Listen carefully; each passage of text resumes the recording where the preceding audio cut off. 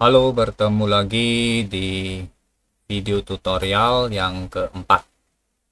Video tutorial yang keempat ini akan membahas pertemuan yang keempat, yaitu mengenai rumus yang akan digunakan di aplikasi Microsoft Excel. Nah, jadi Microsoft Excel seperti yang kita ketahui adalah aplikasi yang digunakan khusus untuk mengolah angka. Jadi berbeda dengan Microsoft Word yang digunakan untuk mengolah kata. Jadi karena fungsinya atau kegunaannya saja sudah berbeda, maka tampilannya antara Microsoft Excel dengan Microsoft Word pun berbeda. Kalau kita pernah belajar di Microsoft Word, tampilan dari aplikasi Microsoft Word adalah seperti selembar kertas. Namun di dalam aplikasi Microsoft Excel, tampilannya itu berupa kotak-kotak. Ya, kotak-kotak. Jadi tampilannya berbeda. Karena memang Microsoft Excel adalah aplikasi yang digunakan untuk mengolah angka dan membuat tabel. Nah, itu yang lebih tepat adalah tampilannya berupa kotak-kotak. Nah, sebelum kita masuk ke dalam pembahasan pertemuan keempat dari video tutorial keempat ini, kita boleh sedikit mengulang materi yang ada di pertemuan ketiga mengenai konsep yang ada di dalam aplikasi Microsoft Excel. Ya, yang paling penting ketika kita akan menggunakan rumus yang ada di dalam Microsoft Excel atau menggunakan membuat sendiri rumus kita untuk kemudian digunakan di dalam aplikasi Microsoft Excel, kita harus mengerti terlebih dahulu pelajaran yang ada di pertemuan 3 mengenai konsep-konsep yang ada di dalam aplikasi Microsoft Excel. Nah, di dalam pertemuan ketiga kita sudah belajar setidaknya 3 konsep di dalam Excel, yaitu konsep mengenai kolom, baris, dan sel.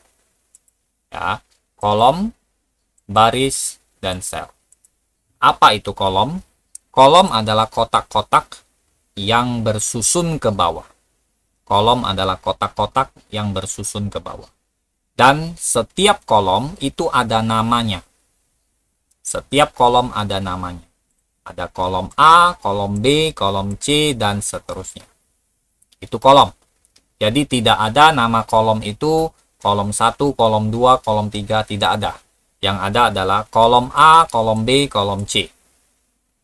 Lalu konsep kedua di dalam pertemuan ketiga yang sudah kita lewati adalah baris. Apa itu baris? Baris adalah kotak-kotak yang bersusun ke arah samping. Ya, jadi kolom baris adalah kotak-kotak yang bersusun ke arah samping. Jadi kalau tadi kolom adalah kotak-kotak yang bersusun ke arah bawah, ya, kolom itu adalah kotak-kotak yang bersusun ke arah bawah, baris adalah kotak-kotak yang bersusun ke arah samping. Nah, baris ini mempunyai nama sama seperti kolom tadi. Ya. Kalau nama kolom itu menggunakan huruf, kalau nama baris menggunakan angka. Jadi tidak ada baris A, baris B, baris C, tidak ada. Yang ada adalah baris 1, baris 2, baris ketiga, dan seterusnya. Ya, Bapak ulangi sekarang. Kolom adalah kotak-kotak yang bersusun ke bawah. Ya, kotak-kotak yang bersusun ke bawah adalah kolom dan diwakili dengan namanya diwakili dengan huruf. Ya, namanya diwakili dengan huruf. Itu untuk kolom. Baris adalah kotak-kotak yang bersusun ke samping dan namanya diwakili dengan angka. Ya, baris 1, baris 2, baris 3, dan seterusnya. Lalu konsep yang ketiga di dalam Microsoft Excel adalah sel. Nah, kalian lihat di dalam tampilan Microsoft Excel itu terdiri dari kotak-kotak, dan setiap kotak-kotak ini namanya sel. Jadi tampilan dari Microsoft Excel itu terdiri dari banyak sel. ya. Banyak sel, banyak kotak-kotak, ya. Nah, kotak-kotak ini dibentuk atau setiap sel, setiap kotak, setiap sel yang ada di dalam aplikasi Microsoft Excel itu dibentuk dari pertemuan antara kolom dan baris. Pak ulangi, setiap kotak yang ada di dalam tampilan aplikasi Microsoft Excel itu disebut sel. Dan setiap sel itu dibentuk dari pertemuan antara kolom dan baris. Kolom, baris. Kolom, baris. Itu sel namanya. Ya, membentuk satu sel, membentuk satu kotak. Ya. Nah, perhatikan, kolom, baris. Ya, Bapak menyebutkan nama kolom dulu, baru nama baris. Jadi, sebuah nama sel, ya, sebuah kotak yang aktif. Nah, kalau kotak aktif itu berarti kalian klik yang kotak itu dan dikelilingi oleh garis warna hitam. Ini kotak atau sel yang lagi aktif. Nah, sebuah nama sel itu didahului dengan nama kolomnya. Sebuah nama sel didahului dengan nama kolomnya, baru diikuti dengan nama baris. Ya, jadi tidak ada sel 2B, tidak pernah ada. Yang ada adalah sel B2. Ya. Dan namanya ada tertulis di sebelah sini, kiri atas ini. Ya. Jadi sebuah nama sel itu dimulai dari nama kolomnya dan nama barisnya baru. Ya, jadi ini sel yang lagi aktif. Ciri-ciri sel yang lagi aktif adalah dia dikelilingi oleh garis hitam. Ini sel yang lagi aktif sekarang adalah B2. Lalu contoh lain coba. Di sini Bapak klikkan. Ini sel yang lagi aktif adalah sel D5. Kalian lihat saja yang disorot kolomnya D, yang disorot barisnya adalah 5. Jadi sel D5. Jangan sel 5D, bukan. Tapi sel D5.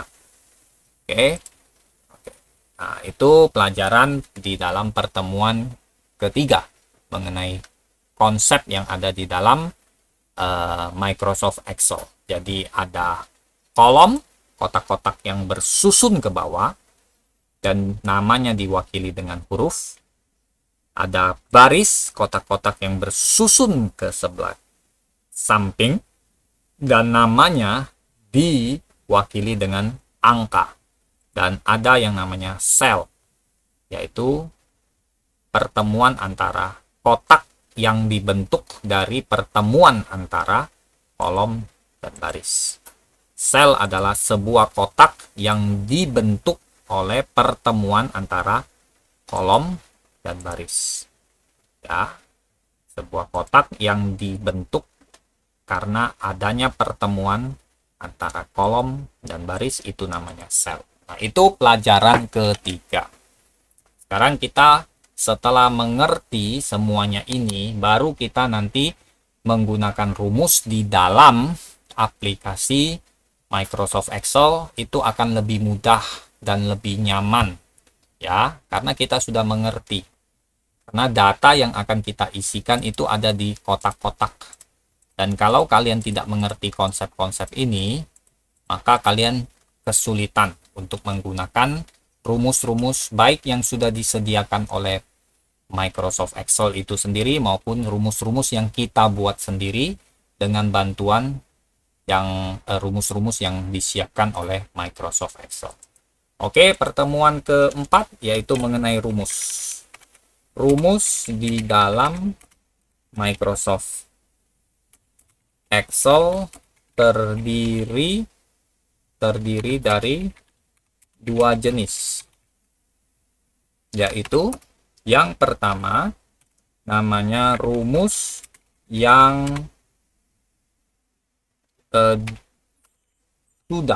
sudah disediakan oleh aplikasi Microsoft Excel. Nah, jadi rumus yang sudah disediakan oleh aplikasi Microsoft Excel itu namanya fungsi ya, bahasa Indonesianya fungsi atau function. nanti Bapak buktikan nah, bahwa memang yang sudah disiapkan oleh Microsoft Excel, rumus yang sudah disediakan oleh aplikasi Microsoft Excel itu namanya fungsi atau function. Ya. Nah, yang kedua jenisnya adalah rumus yang kita buat sendiri, rumus yang dibuat oleh pengguna aplikasi Microsoft Excel. Itu namanya formula. Nah, inilah. Jadi kalau berbicara rumus di dalam Microsoft Excel itu ada dua jenis. Yang pertama, rumus yang sudah disediakan oleh aplikasi Microsoft Excel, namanya fungsi. Yang pertama itu. Yang kedua, rumus yang dibuat oleh pengguna aplikasi Microsoft Excel, yaitu kita. Namanya yaitu formula. Nah,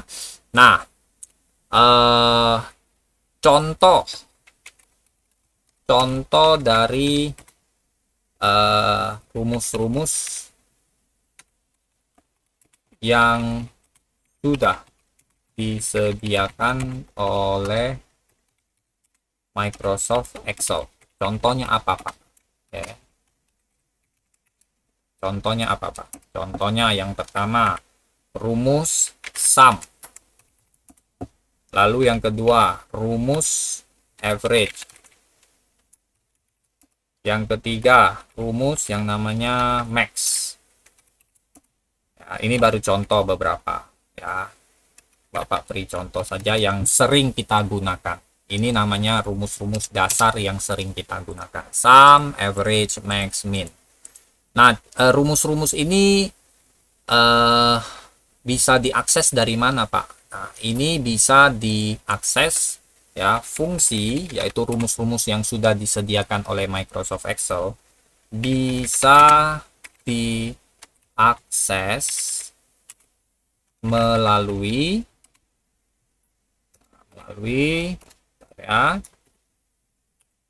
yang namanya tab formulas. Melalui yang namanya tab formulas. Lalu kita mencarinya di kelompok menu function library. Nih, untuk mengakses rumus-rumus yang sudah disediakan oleh Microsoft Excel, nah ini contoh-contoh dasarnya. Untuk bisa mengaksesnya itu ada di tab formulas ini, lalu di kelompok menu function library. Nah, lihat.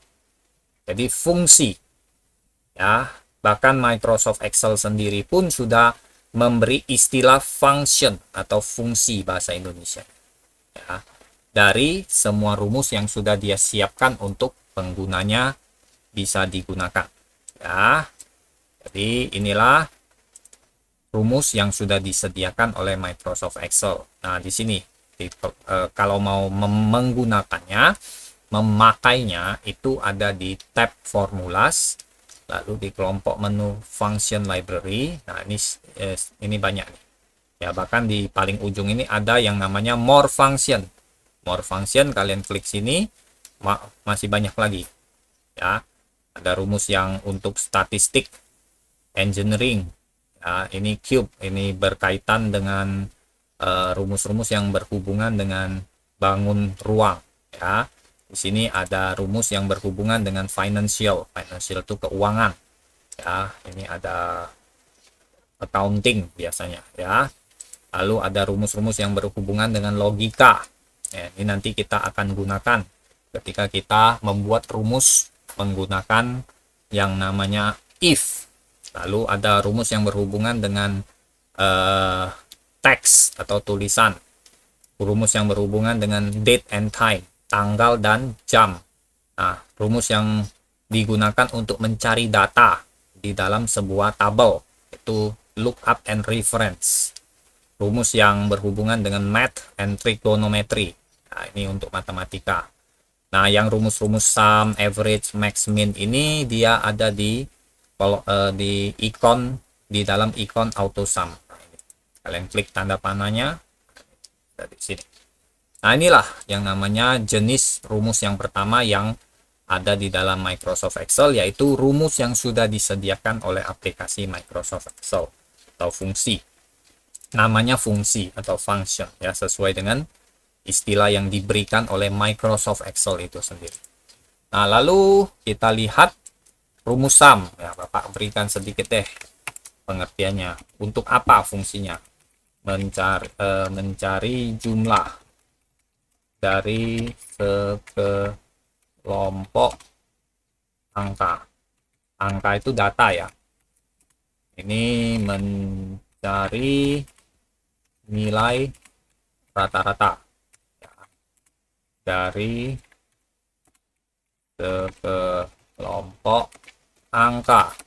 Lalu max, mencari nilai tertinggi atau terbesar dari sekelompok angka. Yang ini mencari nilai terendah atau terkecil dari sekelompok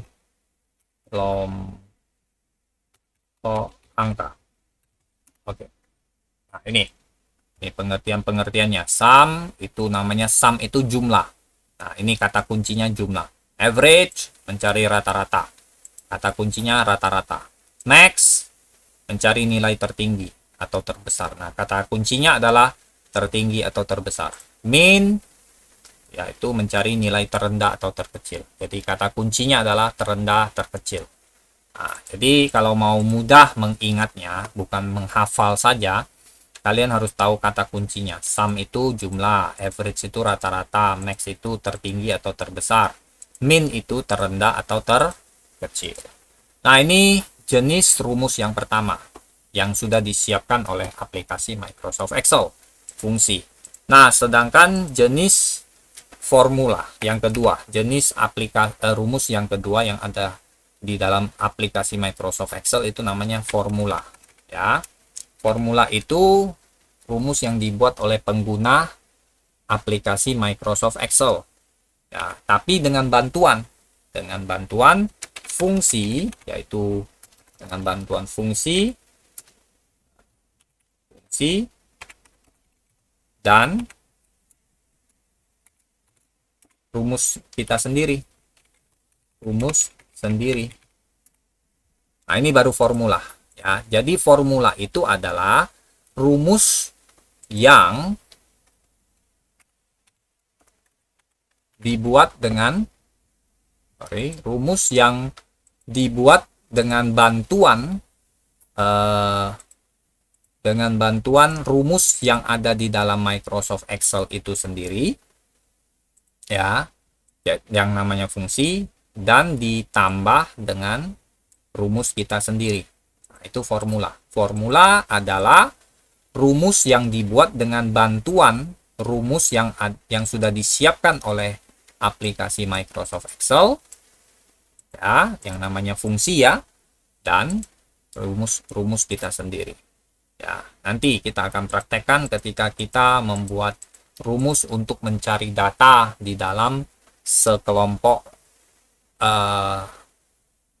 angka misalnya, atau di dalam sebuah tabel, atau kita bisa menggunakan formula dengan menggunakan rumus if ya. Kalau rumus if, di sininya if ya. Lalu nanti pakai rumus sendiri kalau mencari sekelompok data, misalnya di dalam sebuah tabel, mau mencari satu buah data misalnya di dalam sebuah tabel, pakai rumus yang namanya VLOOKUP yang sudah disiapkan oleh aplikasi Microsoft Excel, ditambah nanti rumus kita sendiri ya, Jadi itulah yang namanya fungsi, yaitu rumus yang sudah disiapkan oleh aplikasi Microsoft Excel, dan formula, rumus yang dibuat dengan bantuan fungsi dan rumus kita sendiri. Nah, untuk yang terakhir, penggunaan rumus ya di dalam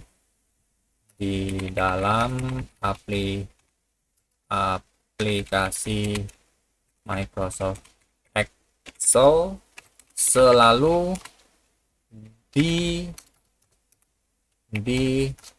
diawali dengan tanda sama dengan. Ya, dengan tanda sama dengan. Nah, jadi ingat, mau kalian pakai fungsi atau formula, sama-sama rumus ya. Fungsi dan formula sama-sama rumus. Nah, jadi penggunaan rumus di dalam aplikasi MS Excel, Microsoft Excel, selalu diawali dengan tanda sama dengan. Ini jangan lupa. Kalau kalian langsung ketik nama rumusnya, kalian akan salah rumusnya. Ya. Jadi harus diawali dengan tanda sama dengan, baru kemudian diikuti dengan nama rumusnya. Ya, harus diawali dengan tanda sama dengan. Kalau kalian lihat tadi Bapak mengetik, tanda sama dengannya diawali dengan tanda petik. Tanda petiknya jangan diketik. Ya, itu kalau Bapak tidak pakai tanda petik tadi, maka Bapak bermaksud memasukkan rumus.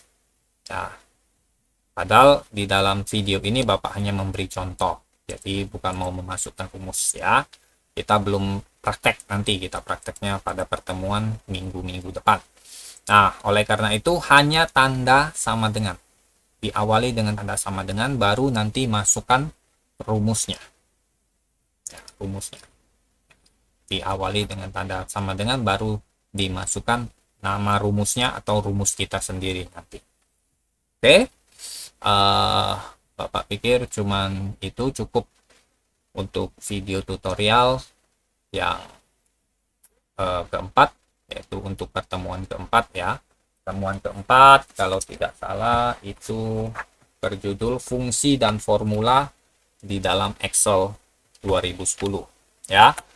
Silakan ditonton videonya, semoga bermanfaat dan tetap jaga kesehatan, tetap semangat.